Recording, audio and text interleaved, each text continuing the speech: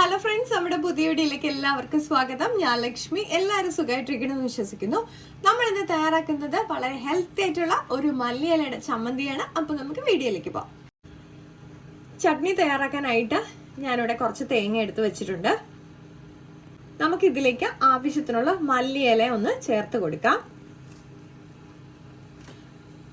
നമ്മുടെ ചാനലിൽ മല്ലിയില സ്റ്റോർ ചെയ്ത് വെക്കാവുന്നതിൻ്റെ വീഡിയോ നമ്മൾ അപ്ലോഡ് ചെയ്തിട്ടുണ്ട്. അപ്പോൾ ആരെങ്കിലും ഒന്ന് കണ്ടിട്ടില്ലെങ്കിൽ ഒന്ന് കണ്ടു നോക്കണേ.